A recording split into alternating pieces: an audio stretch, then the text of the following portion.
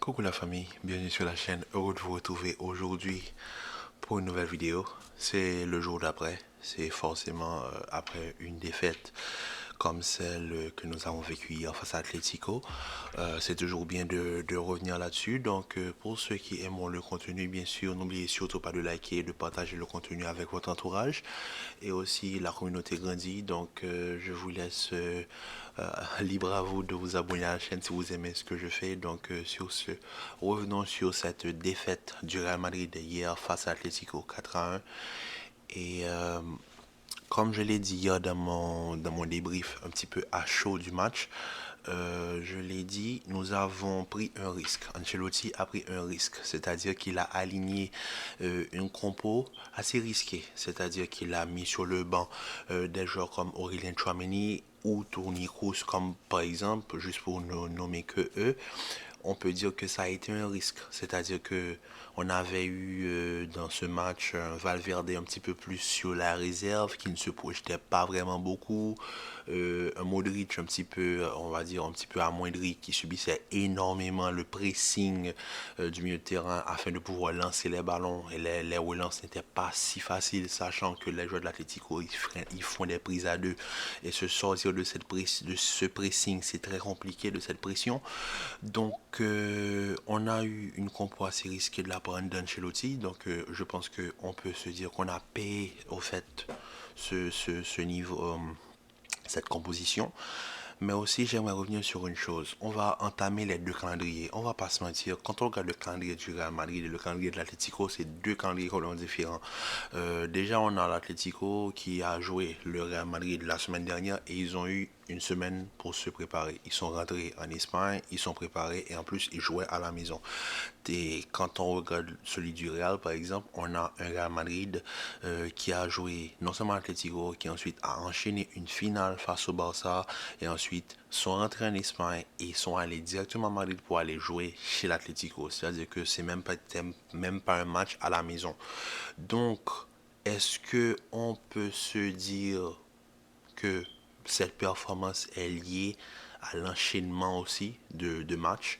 Les joueurs ont dû enchaîner trois matchs de haut niveau parce que franchement, on va pas se mentir, enchaîner Atlético, Real Madrid, Atlético, Barcelone, Atlético, j'appelle ça un parcours titanesque. Un parcours digne des plus grands.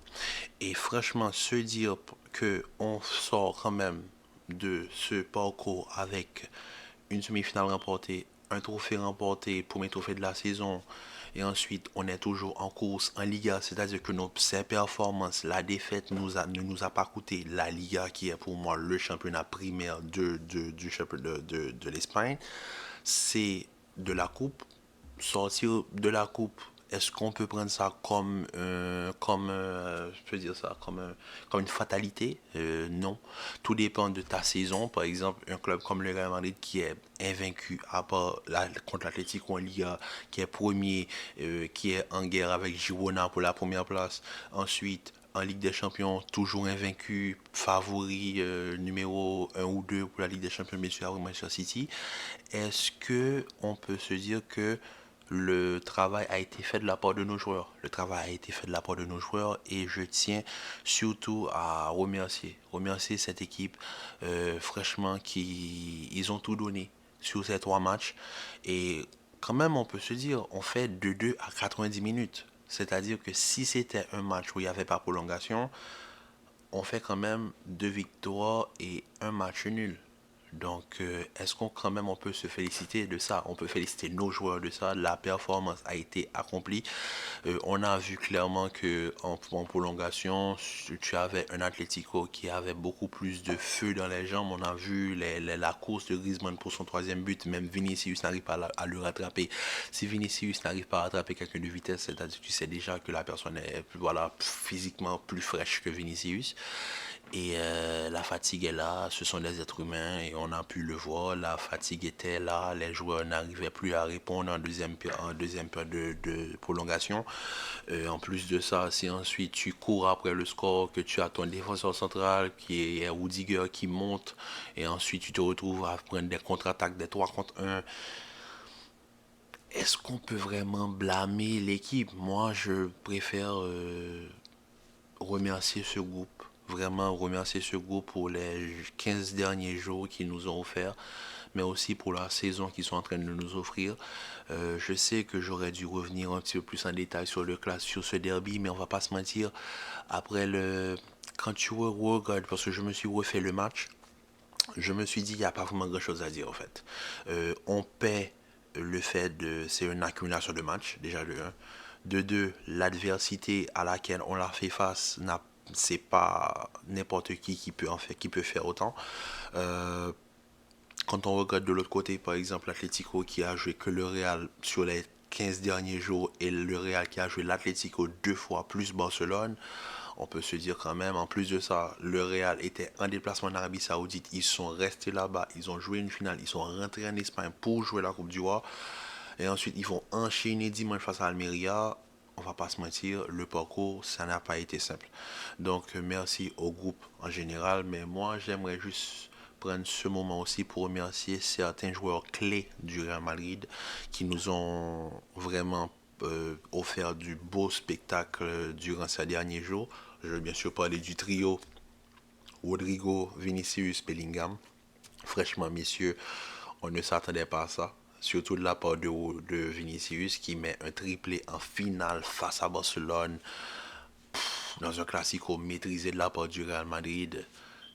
Un Rodrigo tout feu tout flamme, vraiment qui est impressionnant depuis que on a retrouvé le Rodrigo de la saison dernière. On revoit un joueur qui arrive à performer, qui arrive à marquer et ça fait énormément plaisir.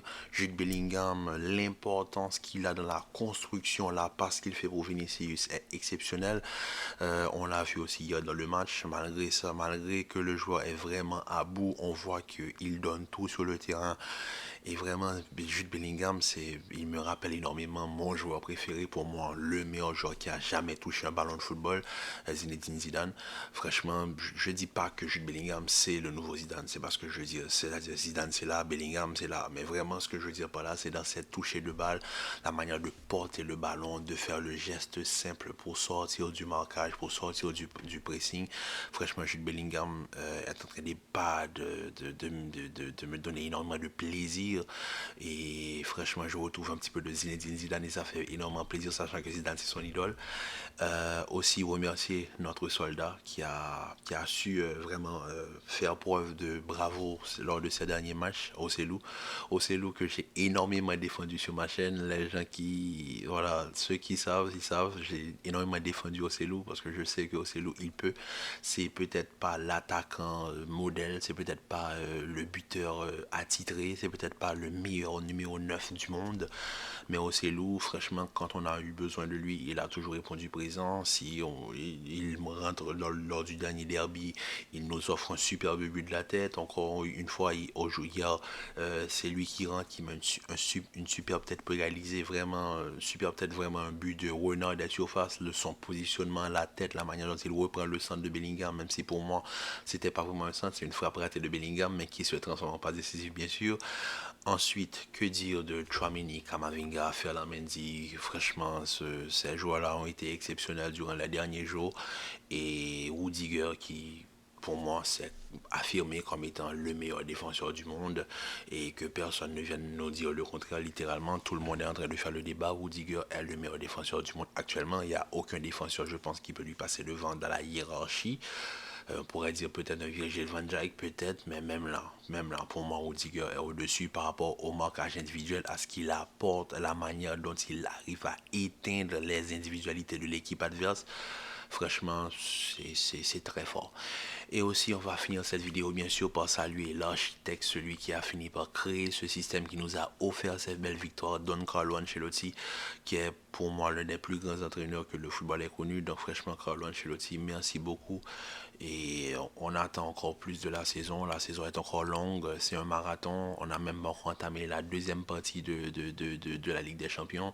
On est premier en Liga. On est encore en course pour la Ligue des Champions. Donc, moi, on verra sur la durée ce qui arrive. Le renouvellement d'Ancelotti fait énormément plaisir parce qu'on voit que ce groupe grandit avec lui de la meilleure des manières. Et je pense que remplacer Ancelotti en fin de saison n'aurait pas été un bon choix parce que je pense qu'il faut qu'il laisse une base de travail afin que le prochain entraîneur sait quoi faire.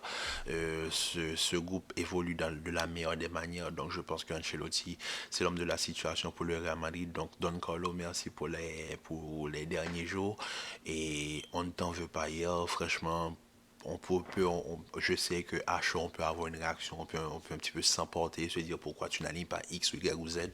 Mais bon, c'est lui qui a l'entraînement, c'est lui qui voit les joueurs. Donc, soyons compréhensifs avec Ancelotti pour tout ce qu'il a apporté au Real Madrid. C'est quand même historique ce qu'il arrive à faire. Donc franchement, Don Carlo, merci beaucoup. Donc sur ce, la famille, je vous dis à très vite pour la vidéo concernant le match du Barça face à l'Unionistas de Salamanca, désolé, en tout cas, contre l'Unionistas. Prenez soin de vous, commentez, likez, partagez, restez en paix, en santé et aussi à la Madrid et nada más, hasta la muerte.